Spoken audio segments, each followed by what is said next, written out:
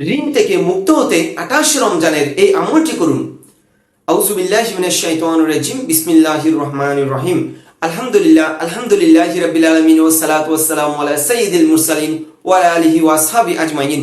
সমস্ত প্রশংসা ওই মহান রব্বুল আলামিনের জন্য, যে মহান রব্বুল আলামিন আমাদেরকে এখনো পর্যন্ত শ্বাস প্রশ্বাস নেওয়ার জন্য তৌফিক দান করেছেন। সেই লক্ষ্যে আল্লাহর দরবারে বলি আলহামদুলিল্লাহ। এবং রাসূল করিম সাল্লাল্লাহু আলাইহি ওয়াসাল্লামের উপর লাখো কোটি কোটি গুণ দরুদ ও সালাম পেশ করে শুরু করছি আমাদের আজকের আলোচনার শুরুতেই সকলকে আমার সালাম জানাচ্ছি, আসসালামু আলাইকুম ওয়া রাহমাতুল্লাহি ওয়া বারাকাতুহু। আজকে আপনাদের জন্য একটি গুরুত্বপূর্ণ বিষয় নিয়ে উপস্থিত হয়েছি।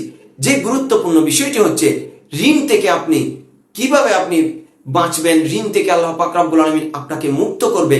আজকে 28 রমজান এমন একটি আমল নিয়ে এসেছি, যে আমলটি যদি আপনি 28 রমজান আপনি ইফতারের পর, মাগরিবের নামাজের পর যদি মুসল্লায় বসে এই আমলটি যদি করে আল্লাহর দরবারে ফরিয়াদ করেন, ইনশাআল্লাহ আজিজ আল্লাহ পাক রব্বুল আলামিন অবশ্যই আপনাকে ঋণ থেকে মুক্ত করবেন। আপনার আল্লাহ পাক রব্বুল আলামিনের রহমতে আপনার ঋণ থেকে মুক্ত হতে পারবেন। আল্লাহ আপনাকে মুক্ত করবেন। ঋণ এমনই একটি জঘন্যতম ব্যাধি, যে ব্যাধি থেকে বাঁচার জন্য মানুষ আপ্রাণ চেষ্টা করে। ঋণ মানুষকে ধ্বংস করে যায়। ঋণ একটি হালাল পন্থা।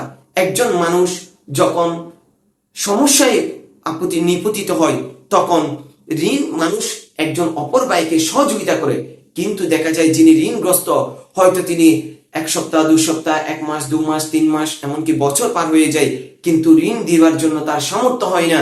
যার কারণে সে ঋণটি আদায় করতে দিতে পারছে না, যার ফলে দেখা যায় তার সাথে সম্পর্ক নষ্ট হয়ে যায়। আল্লাহ রাসূল করিম সাল্লাল্লাহু আলাইহি ওয়াসাল্লাম ইরশাদ করেছেন, আল কারজু মিকরাতুল মুহাব্বাত, অর্থাৎ ঋণ ভালোবাসাকে ধ্বংস করে দেয়। তাই দেখা যায় বাপ ছেলে, সন্তান সন্ততি এবং আত্মীয় স্বজনের মধ্যে, বন্ধু বান্ধবের মধ্যে দেখা যায় বিশাল ধরনের ফাটল সৃষ্টি হয় এই ঋণের কারণে। আপনি যখন ঋণগ্রস্ত হয় একজন মানুষ, তখন দেখা যায় সে এমন পর্যন্ত হয় ঘর বাড়িতে পর্যন্ত থাকতে পারে না। দেখা যায় একে অপরের সাথে মামলা মুকদ্দমা সৃষ্টি হয় এই ঋণ উদ্ধারের জন্য। আল্লাহ রাসূল করিম সাল্লাল্লাহু আলাইহি ওয়াসাল্লামের যুগ থেকেই ঋণ একটি বৈধ পন্থা হয়ে আসছে। কিন্তু যদি সে দিতে না পারে, তখন এটির জন্য দেখা যায় সমস্যার সৃষ্টি হয়। তাই আল্লাহ পাক রব্বুল আলামিন আমাদের সকল ভাইদেরকে ঋণ থেকে মুক্ত করুন, এই দোয়া করছি, এই আশাবাদ ব্যক্ত করছি।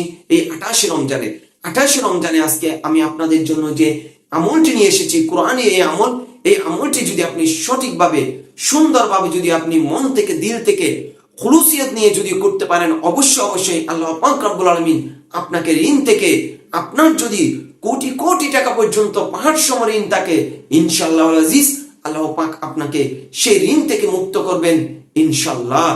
আল্লাহর রাসূল করিম সাল্লাল্লাহু আলাইহি ওয়াসাল্লাম একটি দোয়া, এই ঋণ মুক্তির জন্য একটি দোয়া শিখিয়ে গিয়েছেন। সেই দোয়াটিও আপনি আমল করবেন ইনশাআল্লাহ। আমি আপনাদের সামনে সেই ঋণ থেকে মুক্ত হওয়ার জন্য সেই কোরআনী সেই আমলটি, আপনি সূরাতুল আলে ইমরানের আমি যে ছোট্ট একটা আয়াত আপনাদেরকে তুলে ধরবো, সেই আমলটি আমি যেভাবে বলবো সেভাবে করে আপনি সুন্দরভাবে আমলটি করার জন্য চেষ্টা করবেন ইনশাআল্লাহ আজিজ। আল্লাহ পাক রব্বুল আলামিন অবশ্যই আপনাকে ঋণ থেকে, তার খাস রহমতে আপনাকে ঋণ থেকে মুক্ত করবেন, এই আশাবাদ ব্যক্ত করছি। সূরাতুল আলে ইমরানের সে আয়াতটি হচ্ছে, বিসমিল্লাহির রহমানির রহিম, ওয়া তারযুকু মান তাশাউ বিগাইরি হিসাব। আমি আবার বলছি, ওয়া তারযুকু মান তাশাউ বিগাইরি হিসাব। আপনি এই আয়াতটুকু আপনি 99 বার করে পাঠ করবেন। অর্থাৎ আপনি মাগরিবের নামাজের পর, 28 রমজান মাগরিবের নামাজের পর আপনি মনে, দিল থেকে, মন থেকে খুলুসিয়ত নিয়ে, আল্লাহর উপর বিশ্বাস রেখে সেই আমলটি করবেন। অর্থাৎ আপনি এই আয়াতটুকু 99 বার পাঠ করবেন, এবং 99 বার পাঠ করার পর আল্লাহ রাসূল করিম সাল্লাল্লাহু আলাইহি ওয়াসাল্লামের শেখানো যে দোয়াটি রয়েছে, সেই দোয়াটি হচ্ছে, বিসমিল্লাহির রহমানির রহিম, আল্লাহুম্মা কফিনি বিহালালিকা আন হারামিকা ওয়া আগনিনি বিফাদলিকা আম্মান সিওয়াক।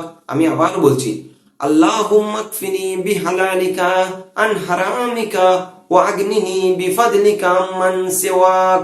আপনি রাসূল করিম সাল্লাল্লাহু আলাইহি ওয়াসাল্লামের শিখানো এই দোয়াটি আপনি 70 বার পাঠ করবেন ইনশাআল্লাহ আজিজ।